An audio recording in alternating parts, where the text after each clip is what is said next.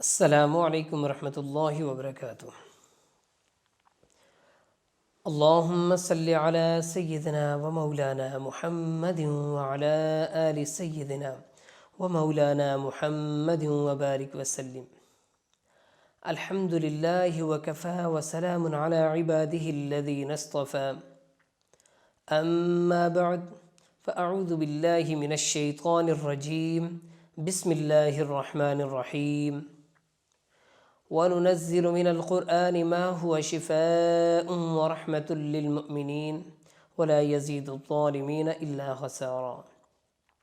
وقال النبي صلى الله عليه وسلم: خيركم من تعلم القرآن وعلمه، أو كما قال عليه الصلاة والسلام۔ سبحان ربك رب العزة عما يصفون، وسلام على المرسلين، والحمد لله رب العالمين۔ محترم ناظرین و سامعین اکرام، پروگرام تجوید القرآن کے ساتھ آپ کا میزبان قاری عبدالصبور آپ کی خدمت میں حاضر ہے۔ ناظرین اکرام، جیسا کہ آپ جانتے ہیں، ہم اپنے سبق قرآن کریم کے سبق سے پہلے قرآن کریم کی فضیلت کے بارے میں بات کیا کرتے ہیں، اور یا قرآن کریم کے آداب، قرآن کریم کی برکات کے حوالے سے بات کیا کرتے ہیں۔ آج کا ہمارا موضوع تھا آداب قرآن سے، لیکن میں نے یہ سوچا کہ آج آپ کو کچھ دعائیں بتا دوں، کیونکہ آج کل دنیا میں انسان مسلمان ہوں یا غیر مسلم ہوں، ایک بہت بڑی پریشانی میں مبتلا ہیں۔ وہ پریشانی ہے ایک بیماری کرونا وائرس کے نام سے۔ ناظرین اکرام، کرونا وائرس ہو یا ایسی بہت ساری بیماریاں ہوں، ان بیماریوں نے جو آئیں گی بیماریاں، ان کے بچنے کا واحد حل ہمارے پیارے نبی کریم صلی اللہ علیہ وسلم کی سنت میں ہے۔ دیکھیے، میرے آقا صلی اللہ علیہ وسلم نے بہت ہی خوبصورت بات ہمیں بتائی۔ ارشاد فرمایا کہ تم باہر سے جب گھر میں داخل ہو تو سلام کیا کرو، سب سے پہلے سلام کیا کرو۔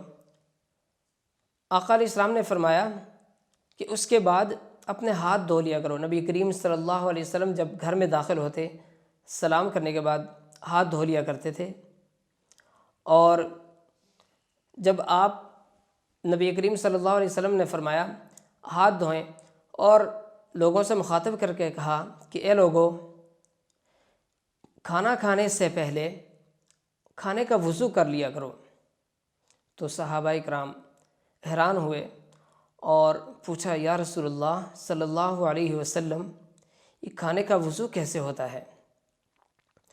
تو آپ علیہ الصلوۃ والسلام نے فرمایا کھانے کا وضو جب کھانا کھانے لگیں اس سے پہلے اپنے ہاتھوں کو دھو لیا کرو، پونچھوں تک دھو لیا کرو، یہاں تک۔ اس کے بعد کلی کر لیا کریں 3 مرتبہ۔ اس کے بعد گیلے ہاتھوں سے اپنے منہ کے سامنے والے حصے کو صاف کر لیا کریں۔ اس سے جب آپ ہاتھ دھوئیں گے، ہاتھوں کے جراثیم دھل جائیں گے۔ جب آپ کلی کریں گے، جو منہ میں جراثیم ہوں گے تو وہ دھل جائیں گے۔ اسی کے ساتھ جب آپ منہ کے ساتھ گیلے ہاتھ سے صاف کریں گے تو منہ کے گرد جو جراثیم ہوں گے تو وہ دھل جائیں گے۔ پھر اس کے بعد جب آپ کھانا کھائیں گے تو انشاءاللہ العزیز کافی ساری بیماریوں سے محفوظ رہیں گے۔ اسی طریقے سے نبی کریم صلی اللہ علیہ وسلم نے بہت ساری دعائیں بھی جو مسنون دعائیں ہیں وہ بتائی، جس طرح کہ کھانا کھانے سے پہلے دعا پڑھیں، اس کے اپنے فائدے ہیں۔ کھانا کھانے کے بعد کی دعا، اسی طریقے سے بیت الخلاء جب جائیں تو دعا پڑھیں، بیت الخلاء سے باہر آئیں تو دعا پڑھیں، گھر سے باہر نکلیں تو دعا پڑھیں، گھر میں داخل ہوں تو دعا پڑھیں۔ یہ مسنون دعائیں ایسے ہی نہیں ہیں، یہ ہمارے اپنے فائدے کے لیے ہیں۔ جب کھانا کھانے سے پہلے جب دعا پڑھتے ہیں تو شیطان ہمارے ساتھ شامل نہیں ہوتا۔ اسی طریقے سے جب بیت الخلاء میں جائیں گے، دعا پڑھیں گے تو شیطان داخل نہیں ہو سکتا۔ جب ہم یہ دعائیں نہیں پڑھتے تو تب ہی ہمارے ساتھ شیطان شامل ہوتا ہے اور ہم بہت ساری بیماریوں میں مبتلا ہو جاتے ہیں۔ تو ناظرین اکرام، پتہ چلا کہ نبی کریم صلی اللہ علیہ وسلم کی سنت میں ہی ہمارا بچاؤ ہے، اور اسی نبی کریم صلی اللہ علیہ وسلم کی سنت میں ہی ہماری بقا ہے۔ میں آپ کو ایک دعا بھی بتا دیتا ہوں۔ پہلی دعا یہ ہے کہ الحمدللہ الذی عافانی مما ابتلاک وفضلنی مما ابتلاک بہ وفضلنی علی کثیر ممن خلق تفضیلا۔ میں پھر سے بتا دیتا ہوں، اور اس کو یاد بھی کریں اور اپنے بچوں کو پڑھائیں، اپنے گھر والوں کو پڑھائیں، اپنے دوست احباب کو بتائیں، تاکہ بہت سارے لوگ اس سے فائدہ حاصل کر سکیں، جو آپ کے جان پہچان والے ہوں، اس سے فائدہ حاصل کر سکیں اور ان بیماریوں سے محفوظ رہ سکیں۔ الحمدللہ الذی عافانی مما ابتلاک بہ وفضلنی علی کثیر ممن خلق تفضیلا۔ جو شخص اس دعا کو کسی بیمار کو دیکھ کر پڑھے گا، جو شخص کسی بیماری میں مبتلا ہو، اس کو دیکھ کر آپ یہ دعا پڑھیں۔ جو شخص یہ دعا پڑھے گا اس بیماری میں زندگی بھر مرتے دم تک اس بیماری میں مبتلا نہیں ہوگا۔ کتنا بڑا فائدہ ہے اس دعا کا۔ مثال کے طور پہ کسی شخص کو دیکھیں، آج کل کے حوالے سے کرونا وائرس میں دیکھیں اس کو، یا کسی اور ایسی بیماری میں دیکھیں جو مشکل ترین بیماری ہو، جان لیوا بیماری ہو، کیسی ہی بیماری کیوں نہ ہو، مشکل بیماری ہو، تو اس کو دیکھ کر آپ یہ دعا پڑھیں گے الحمدللہ الذی عافانی مما ابتلاک بہ وفضلنی علی کثیر ممن خلق تفضیلا۔ میں کوشش کروں گا کہ یہ دعا آپ کو آپ کے اسکرین پہ دکھائی جائے، تاکہ آپ اس کو دیکھ لیں، اس کا اسکرین شاٹ بھی لے سکتے ہیں اور اپنے پاس محفوظ کریں اور اس کو پڑھیں۔ جو شخص اس دعا کو پڑھے گا بیمار کو دیکھ کر، جو کسی بیماری میں مبتلا ہے، تو پڑھنے والا مرتے دم تک اس بیماری میں مبتلا نہیں ہوگا انشاءاللہ۔ اس کے بعد ایک دوسری دعا ہے، اللہم عافنی فی بدنی، اللہم عافنی فی سمعی، اللہم عافنی فی بصری، لا الہ الا انت۔ اللہم عافنی فی بدنی، اللہم عافنی فی سمعی، اللہم عافنی فی بصری، لا الہ الا انت۔ جو شخص اس دعا کو پڑھتا رہے گا، اپنا معمول بنا لے گا، تو بہت ساری بیماریوں سے، جو خطرناک بیماریاں ہیں، ان سے محفوظ رہے گا۔ اس کو اپنی زندگی میں، مطلب نماز پڑھیں یا کسی بھی وقت دعا مانگیں تو یہ اس کا ورد جاری رکھیں، مطلب اس کو پڑھتے رہا کریں۔ اس کے علاوہ ایک اور چیز ہے، زیارت عاشوراء کو کثرت سے پڑھیں۔ انشاءاللہ العزیز یہ بیماریاں کوئی چیز نہیں ہیں۔ نبی کریم صلی اللہ علیہ وسلم کے سنت کے مطابق ہم اپنی زندگی کو بسر کریں گے تو کوئی پریشانی، کوئی بیماری ہمارے قریب نہیں آ سکتی، کیونکہ نبی کریم صلی اللہ علیہ وسلم نے اس کا حل ہمیں بتا دیا ہے۔ تو ناظرین اکرام، اپنی بچوں کو سکھائیں، خواتین کو سکھائیں اور اپنے دوست احباب کو یہ دعائیں بتائیں تاکہ وہ پڑھیں اور اس سے فائدہ حاصل کر سکیں۔ جن لوگوں کو نہیں پتہ ان کو بتائیں، تمام لوگ اس سے فائدہ حاصل کر سکیں۔ دعا کرتے ہیں کہ خالق کائنات رب العالمین ہمیں اور آپ سب کو ان بیماریوں سے محفوظ رکھے، تمام پریشانیوں سے محفوظ رکھے، اور نبی کریم صلی اللہ علیہ وسلم کی سنت کے مطابق زندگی گزارنے کی توفیق عطا فرمائے۔ تو ناظرین اکرام چلتے ہیں اپنے سبق کی طرف۔ گزشتہ پروگرام میں اور اس سے پیچھے والے پروگراموں میں ہم نے زبر، زیر اور پیش کا سبق پڑھا تھا۔ وہ ختم ہونے کے بعد میں نے آپ کو یہ گزشتہ پروگرام میں بتا دیا تھا کہ ہم نیکسٹ پروگرام میں حروف مفردات پڑھیں گے اور ان کے مخارج آپ کو بتائیں گے۔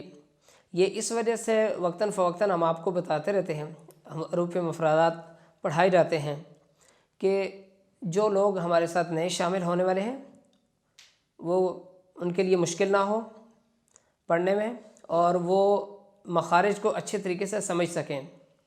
انشاءاللہ آگے بھی ہم بتاتے رہیں گے، کیونکہ حروف مفردات ایک بنیاد کی حیثیت رکھتے ہیں۔ جتنی بنیاد مضبوط ہوگی اتنی ہی عمارت مضبوط رہے گی۔ تو اسی طریقے سے ہم آگے قرآن کریم کو اچھے طریقے سے پڑھنے کے لیے، اچھے طریقے سے سیکھنے کے لیے ہم حروف مفردات پر زیادہ محنت کریں گے۔ تو ناظرین اکرام میرے ساتھ شروع کیجئے، اور میں پہلے الف سے لے کر یا تک حروف مفردات پڑھوں گا، پھر اس کے بعد میں آپ کو حروف مفردات میں جو ایک ایک حرف کا مخرج آج انشاءاللہ بتاؤں گا۔ تو اس کو یاد بھی کیجئے، اپنے پاس نوٹ کر لیجئے تاکہ آپ کے یاد کرنے میں آسانی ہو۔ شروع کرتے ہیں۔ اعوذ باللہ من الشیطان الرجیم۔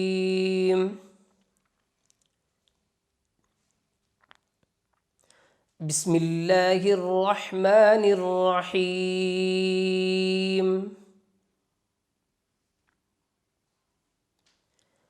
اعوذ باللہ من الشیطان الرجیم۔ اعوذ باللہ من الشیطان الرجیم۔ بسم اللہ الرحمن الرحیم۔ بسم اللہ الرحمن الرحیم۔ حروف مفردات، مفرد ایک کو کہتے ہیں، مفردات مفرد کی جمع ہوتی ہے، اور حروف مفردات میں اس بات کو یاد رکھنا چاہیے کہ الف اور واو، الف اور حمزہ کو نہیں کھینچا جاتا، اس کے علاوہ تمام حروف کھینچ کر پڑھے جاتے ہیں۔ کچھ حروف دو حرفی ہیں، ان کو ایک الف کے برابر کھینچ کے پڑھیں گے، اور کچھ حروف تین حرفی ہیں تو ان کو یا اس سے زیادہ ہوں اس کو پانچ الف کے برابر کھینچ کے پڑھیں گے۔ جس طریقے سے با ہے، دو حرفی ہے، با ایک الف کے برابر، با ایک الف کے برابر کھینچ کر پڑھنے کا طریقہ یہ ہے کہ ایک انگلی کو، بند انگلی کو کھول دیں، آرام سے کھول دیں، با با۔ اسی طریقے سے جو تین حرفی ہیں، جس طرح کہ جیم، عین، لام، تو ان کو پانچ الف کے برابر کھینچ کے پڑھیں گے، یعنی کہ پانچ انگلیوں کو بند کر کے آرام سے کھولیں گے، جیم جیم، اس طریقے سے۔ تو میرے ساتھ شروع کیجئے۔ الف، با، تا، ثا، جیم، حا، خا، دال،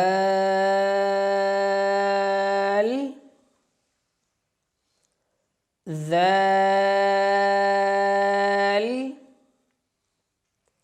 را زا سین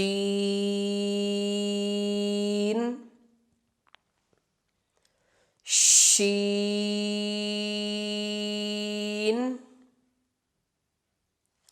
صاد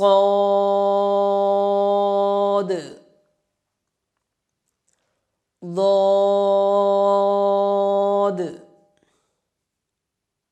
طا غا عین غین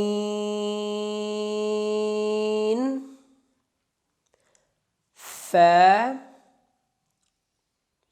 قاف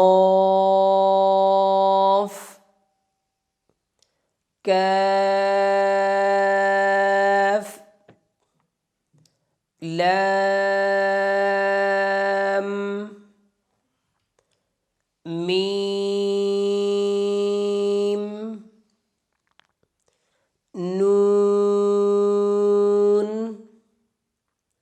واو ہا حمزہ یا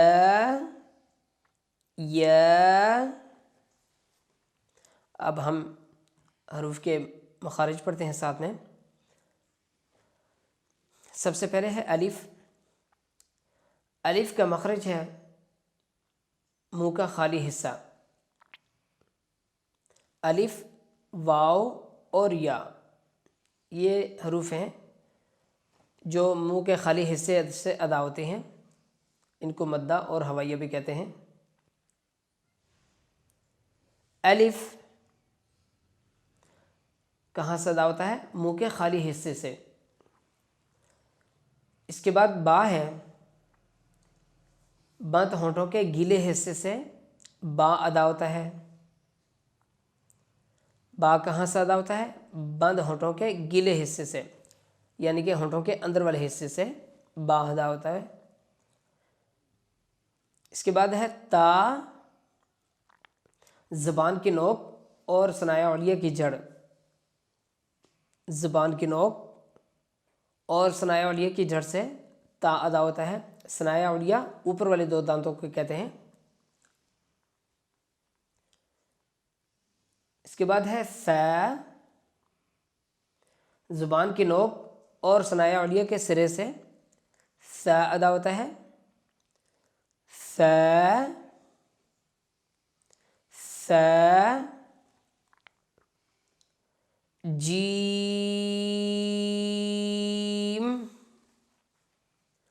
وسط زبان اور بالمقابل اوپر کے تعلق سے وسط زبان اور بالمقابل اوپر کے تعلق سے جیم ادا ہوتا ہے. جیم.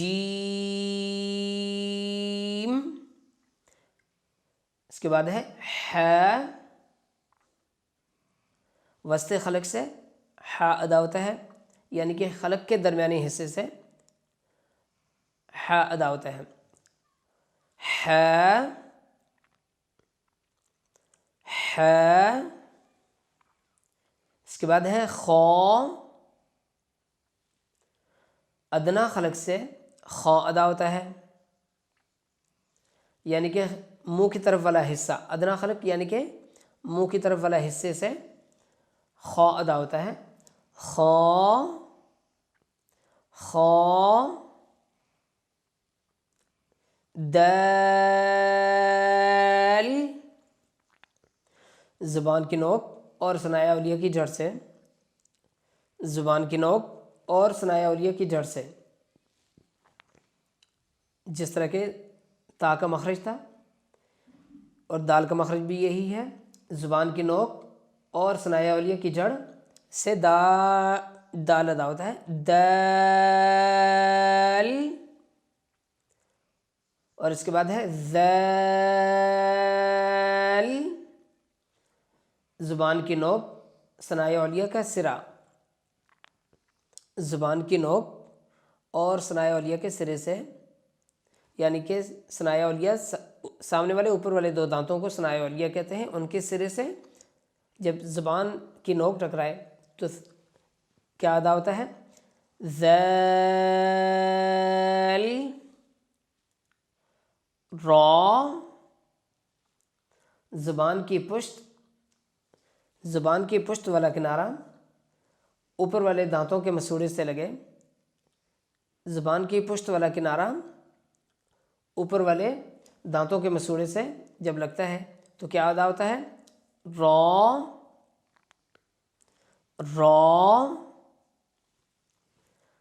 آگے ہے زا کے بعد ہے سین. زا اور سین کا ایک ہی مخرج ہے. زبان کی نوک اور اوپر نیچے کے دانت جب آپس میں ملیں، زبان کی نوک اوپر اور نیچے کے یعنی کہ ثنایا علیہ اور ثنایا سفلی، یہ جو دانت آپس میں ملیں تو زا اور سین ادا ہوتا ہے. زا سین. ایک بار پھر سے بتا دیتا ہوں. زبان کی نوک اور اوپر نیچے کے دانت جب آپس میں ملیں تو یہ ادا ہوتے ہیں. اس کے بعد ہے شین. وسط زبان اور بالمقابل اوپر کا تالو. وسط زبان اور بالمقابل اوپر کا تالو یعنی کہ زبان کے درمیان اور اوپر کے تالو سے شین ادا ہوتا ہے. شین. صاد. زبان کی نوک اور اوپر نیچے کے دانت، زبان کی نوک جب اوپر نیچے کے دونوں دانتوں سے لگے تو کیا ادا ہوتا ہے؟ صاد.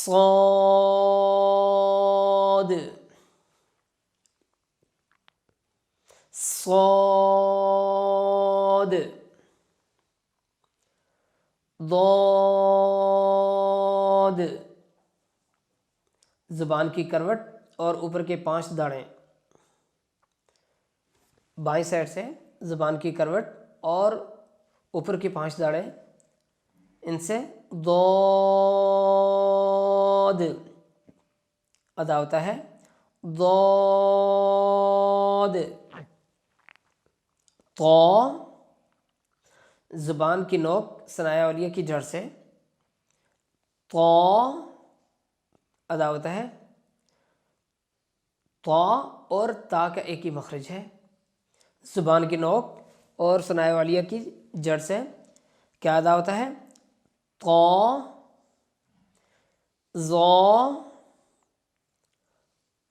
زبان کی نوک اور ثنایا علیہ کے سرے سے غا. غا.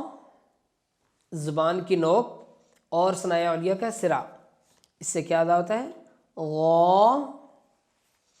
عین. وسط حلق سے عین ادا ہوتا ہے یعنی کہ حلق کے درمیانی حصے سے کیا ادا ہوتا ہے؟ عین.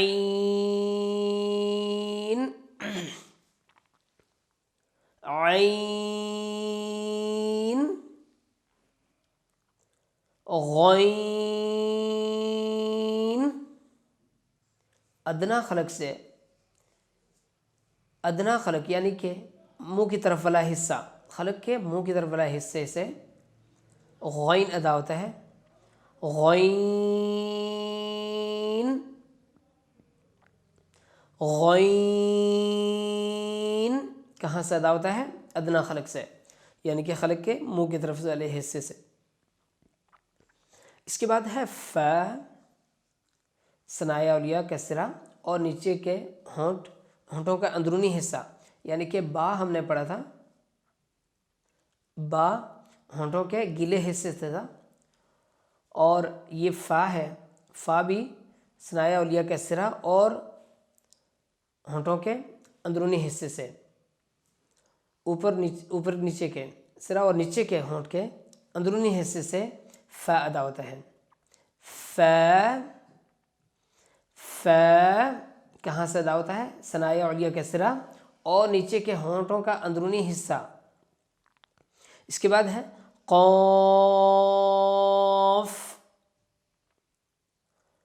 قاف ادا ہوتا ہے زبان کی جڑ کوے کے قریب جب نرم تالو سے لگے. جب آپ منہ کھول کے دیکھیں گے اوپر سے ایک گوشت کا چھوٹا سا لوسڑا جو لٹک رہا ہے اسے کوا کہتے ہیں، آپ جانتے ہوں گے. تو اس سے کیا ادا ہوتا ہے؟ زبان کی جڑ، زبان کا اندر والا حصہ جڑ گلے میں جو حلق کی طرف ہے، جب نرم تالو کے حصے سے لگے تو کیا ادا ہوتا ہے؟ قاف. زبان کی جڑ کوے کے قریب جب نرم تالو سے لگے تو قاف ادا ہوتا ہے. اس کے بعد ہے کیف. زبان کی جڑ جب سخت تالو سے لگے، زبان کی جڑ جب تھوڑا سا آگے قاف کے مخرج سے تھوڑا سا آگے کر کے سخت والا حصہ جو تالو کا ہے اس سے لگے تو کاف ادا ہوتا ہے کیف. اس کے بعد ہے لام. زبان کا کنارہ مع کچھ حصہ ہفا اوپر والے دانتوں کے مسوڑے. زبان کا کنارہ اور کچھ اوپر والے حصے دانتوں کے مسوڑے سے لام ادا ہوتا ہے لام. لام. زبان کا کنارہ مع کچھ حصہ ہافا اوپر والے دانتوں کے مسوڑے سے کیا ادا ہوتا ہے؟ لام. میم. بند ہونٹوں کے خشک حصے سے، بند ہونٹوں کے خشک حصے سے یعنی کہ ہونٹوں کی باہر والی سائڈ سے با ادا ہو رہا تھا اندر والے حصے سے جو گیلا حصہ ہے، اور میم ادا ہوگا باہر والے حصے سے. میم. بند ہونٹوں کے خشک حصے سے میم ادا ہوتا ہے. اس کے بعد ہے نون. زبان کا کنارہ اوپر والے دانتوں کے مسوڑے. زبان کا کنارہ اوپر والے دانتوں کے مسوڑے، اس سے نون ادا ہوتا ہے. اس کے بعد ہے واو. ہونٹوں کو گول کرنے سے واو ادا ہوتا ہے. ہونٹوں کو گول کرنے سے واو ادا ہوتا ہے. ہے. اقصی حلق سے یعنی کہ حلق کے سینے والے حصے سے ہا ادا ہوتا ہے. اقصی حلق سے ہا ادا ہوتا ہے یعنی کہ حلق کے سینے والے حصے سے. ہے. ہے. حمزہ. اقصی حلق سے جو سینے والا حصہ ہے سینے کی طرف والا، جس طرح ہا اور حمزہ ایک ہی مخرج ہے. حمزہ. حمزہ. اقصی حلق سے جو سینے کی طرف والا حصہ ہے اس سے حمزہ ادا ہوتا ہے. اس کے بعد ہے یا. وسط زبان اور بالمقابل تالو سے جیم، شین اور یا ان کے ایک ہی مخرج ہے. وسط زبان اور بالمقابل کے تالو سے یا ادا ہوتا ہے. یا. یا. ناظرین اکرام، آج کا سبق یہ تھا حروف مفردات، اور گزشتہ پروگرام میں ہم نے زبر، زیر اور پیش کا سبق پڑھا تھا، اور اس کے بعد 2 زبر 2 زیر اور پیش کا سبق ہے. تو میں نے یہ ضروری سمجھا کہ آج آپ کو حروف مفردات ایک بار پھر سے بتا دوں اور اس کے ساتھ مخارج بھی بتا دوں ہر حرف کا. اور اس کے بعد انشاءاللہ پھر کسی پروگرام میں جو مخارج 17 مخارج حروف کے وہ بھی انشاءاللہ آپ کو سکھائیں گے ان کے نام کے ساتھ. تو دعا جو آپ کو میں نے بتائی ہے وہ آپ نے یاد کرنی ہے اور اپنے بچوں کو سکھانی ہے اور اس پر عمل کرنا ہے تاکہ آپ اس پریشانی سے محفوظ رہ سکیں، اس بیماری سے محفوظ رہ سکیں. اپنی دعا میں یاد رکھیے گا اور اپنا خیال رکھیے گا. اگلے پروگرام کے ساتھ ہم انشاءاللہ آپ کی خدمت میں پھر سے حاضر ہوں گے۔ السلام علیکم ورحمۃ اللہ وبرکاتہ۔